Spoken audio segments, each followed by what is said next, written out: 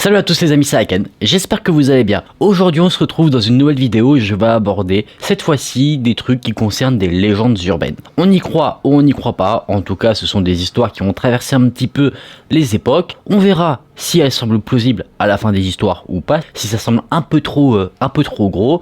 Après bon, vous savez que certaines légendes peuvent venir d'assez loin, que ce soit géographiquement mais aussi dans le temps, et à une certaine époque, on pouvait facilement croire des choses qu'on ne croirait pas aujourd'hui. Donc les amis, si la vidéo vous plaît, n'hésitez pas à liker la vidéo et à vous abonner à la chaîne, et nous on est parti pour se plonger dans ces légendes urbaines.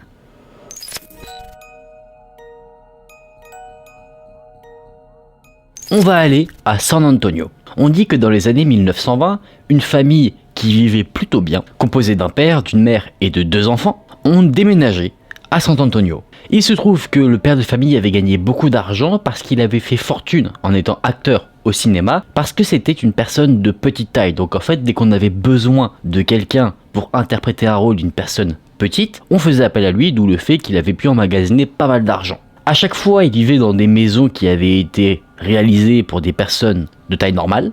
Du coup, après avoir engrangé pas mal d'argent, il s'est dit je vais faire construire ma maison qui sera adaptée pour ma taille à moi. Elle avait été faite sur mesure dans les moindres détails. Par exemple, les poignées de porte avaient été placées suffisamment bas pour que lui puisse les saisir. Il avait également fait construire des maisons à côté de la sienne qui étaient les résidences de ses servants. Il avait fait ces maisons-là sur le même principe que la sienne, c'est-à-dire avec des détails particuliers adaptés à des personnes de petite taille, sauf que les personnes qu'il employait, elles, étaient de taille normale. Il faut savoir que toute la famille était de petite taille, donc on va dire que les infrastructures mises en place pour le père correspondaient également pour le reste de sa famille. Ils ont été victimes de pas mal de discrimination au cours de leur vie, donc ils ont développé une haine vis-à-vis des autres personnes.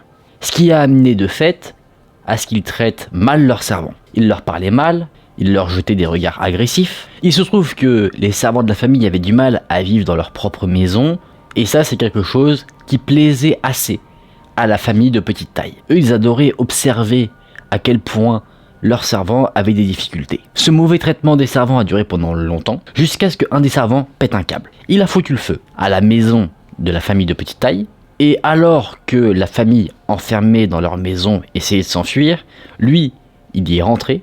Il les a pourchassés avec une hache. Le servant fou a réussi à les assassiner, tous un par un. Et après avoir commis ses crimes, il a pendu tous les corps dans une armoire. Après cela, il s'est donné la mort.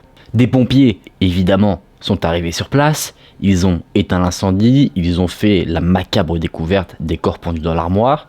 Et après ces événements, la maison de la famille de petite taille est restée vacante pendant des années. Très certainement dû au fait de ce qui s'y était passé. Et à force que cette maison soit inoccupée, des rumeurs ont commencé à se propager dans la ville de San Antonio. Des rumeurs qui disaient que cette bâtisse était maintenant hantée. Ceux qui passaient à côté disaient voir des ombres passer à l'intérieur de la maison, qu'on pouvait apercevoir de l'extérieur par les fenêtres. Ils pouvaient entendre également des cris. Alors que je le rappelle, la maison était inoccupée. Des personnes qui ont visité la maison pour l'occuper, ou simplement des personnes qui étaient curieux et qui ont réussi à s'infiltrer dans les lieux, ont dit entendre des bruits assez étranges, comme des sons de personnes qui grattent au mur, aux portes. Parfois même ces sons semblaient venir de l'intérieur des murs, et là où ces sons étaient le plus forts, c'était là où se trouvait l'armoire où la famille avait été pendue. On dit que pendant des années, cet habitat a été un lieu d'attraction pour des étudiants qui se trouvaient au lycée, notamment pendant la période d'Halloween, qui toquaient à la porte de cette maison apparemment hantée pour voir si il allait se passer quelque chose ou pas. C'est là que cette légende s'arrête. Je la trouve bien. Pour moi, de mon point de vue, c'est une légende qui est en soi plausible. C'est quelque chose qui pourrait réellement arriver. Sur la partie fait divers, on va dire. Après, sur la partie paranormale, on n'a pas tant d'informations que ça. Mais en tout cas, sur ce qui est dit, le meurtre de la famille de petite taille, etc., pour moi, ça reste quelque chose de plausible. Je me suis pas renseigné sur la véracité de la chose, s'il y avait des articles qui en parlaient ou quoi que ce soit. Je voulais garder un petit peu le suspense. Libre à vous d'aller checker ça si jamais ça vous intéresse. Mais en tout cas, je trouve que la légende est plutôt intéressante, et ça donne clairement pas envie d'aller toquer à la porte de cette maison qui a l'air d'avoir une lourde histoire.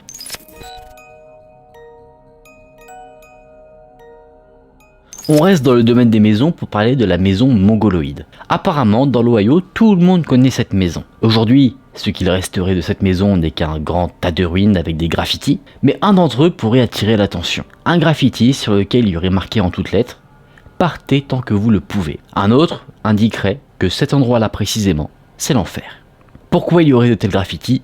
Eh bien pour la simple et bonne raison que cet endroit était le lieu où a pris place un massacre. Et évidemment, comme beaucoup de croyances, ce lieu fait donc maintenant l'objet d'activités paranormales. On dit que les premiers occupants de cette maison mongoloïde étaient un vétéran de la guerre civile ainsi que sa femme. Le couple n'avait pas d'enfants, la femme ne pouvait pas en avoir, mais à un moment donné, comme un miracle, la femme est tombée enceinte. Il se trouve que le fait que le couple ne pouvait pas avoir d'enfants venait du côté du mari. Il ne pouvait pas, il était stérile.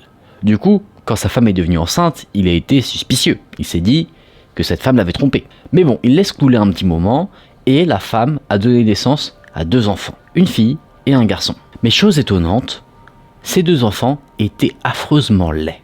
Du coup, de par le fait que la femme soit tombée enceinte et en plus de ça, de par le fait que les enfants soient laids, le mari, lui, le vétéran de la guerre civile, se dit que c'est impossible que ses enfants soient les siens.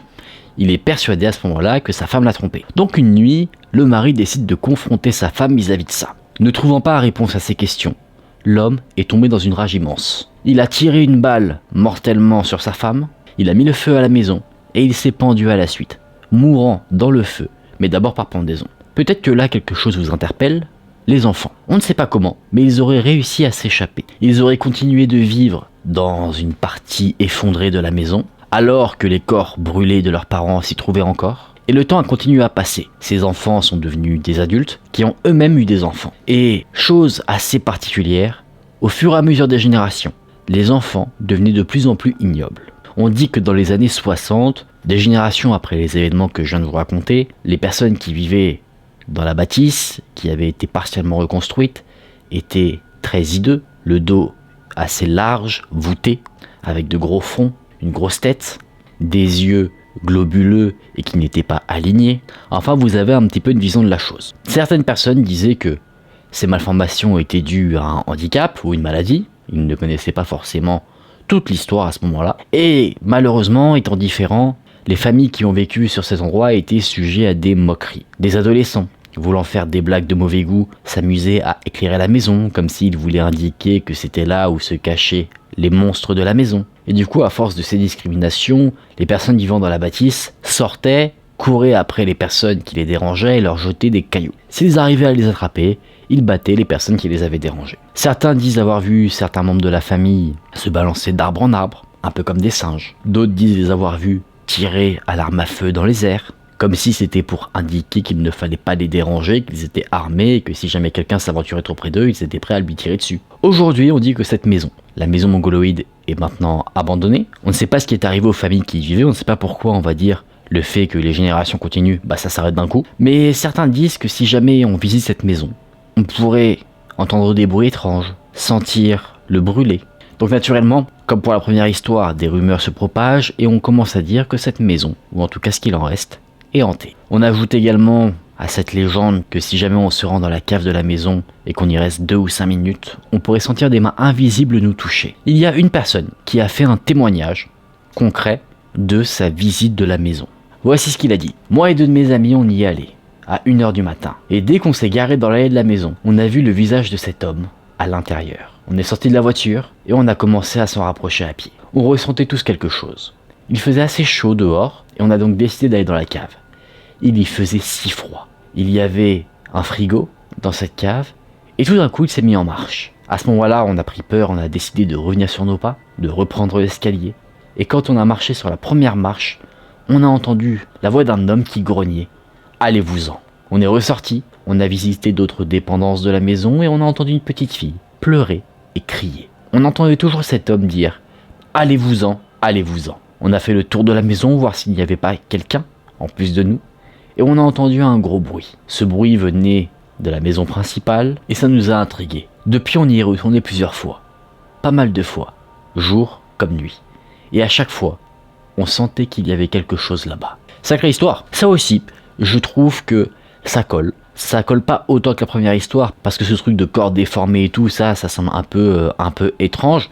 Après, moi, ce qui m'intrigue, c'est que dans l'histoire, là où je l'ai trouvé, il n'y a pas de précision par rapport à ça, mais je me dis, c'est des personnes qui sont un peu isolées. La famille se perdure de génération en génération, mais du coup ça veut dire quoi? Est-ce que ça veut dire que frères et sœurs créent de nouvelles générations ensemble? C'est possible. En plus de ça, on sait qu'apparemment si on a des relations intimes avec son frère ou sa sœur, il peut y avoir des problèmes génétiques et que les enfants aient des problèmes eux-mêmes. Donc pour moi, et c'est là qu'on peut se dire que ça tient peut-être la route, imaginons que les 2 premiers enfants, ils copulent ensemble. Ils ont 2 enfants, un garçon et une fille à leur tour, qui ont des problèmes dû au fait qu'il y ait eu copulation entre frères et sœurs.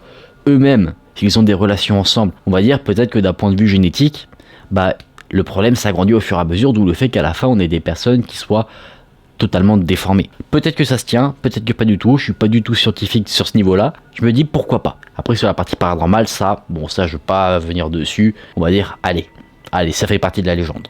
Les amis, on va s'arrêter là pour la vidéo, on va se mettre dans une ambiance un peu plus chill pour en débriefer. Alors ces légendes, moi j'ai trouvé ça sympa. Ça met 2 endroits où ne pas aller. Vous ajoutez ça dans votre livret lieu à ne pas visiter. Vous inquiétez pas, j'ai plein d'autres légendes dans ma manche que je pourrais vous ressortir. Je trouve que celle-là est bien parce que déjà ça aborde des endroits. Et quand on parle de lieux, je trouve que ça rend tout de suite le truc plus concret, tu vois. On ne dit pas dans une forêt, loin, très loin, dans une galaxie lointaine, très lointaine. Tu vois, je trouve que ça reste assez contextualisé pour qu'on y croit. Après, est-ce que ces légendes-là ont été modifiées à travers le temps? Est-ce que le fait qu'elles soient racontées, on a voulu rajouter un détail creepy, donc on a rajouté quelque chose et puis en fait ça a déformé l'histoire? C'est possible. Peut-être que de base, on a juste la partie fait divers. Dans la première histoire, ça va être la partie avec le massacre de la famille, etc. Peut-être que dans la deuxième histoire, là, c'était le meurtre du vétéran de la guerre civile de sa femme et les enfants qui s'échappent. Et ça se trouve, ça s'arrêtait là et derrière, on a rajouté l'aspect paranormal pour faire un peu plus peur. C'est possible, ça on n'en sait rien. C'est ça tout le truc avec les légendes urbaines, c'est que d'un côté, ça peut partir de quelque chose de vrai, d'un autre côté, ça peut être inventé de toutes pièces. Vous me direz ce que vous en pensez en commentaire. Selon vous, est-ce que ces légendes tiennent la route ou pas? Moi j'aurais tendance à dire que la base même, oui. Après quand ça commence à dériver paranormal et tout, bon là ça reste discutable. J'espère en tout cas les amis que vous avez passé un bon moment devant cette petite vidéo. J'espère qu'elle vous a plu. Si c'est le cas, n'hésitez pas à liker la vidéo et à vous abonner à la chaîne. On se retrouve très vite dans une prochaine vidéo. Prenez soin de vous, c'était Aken. Salut!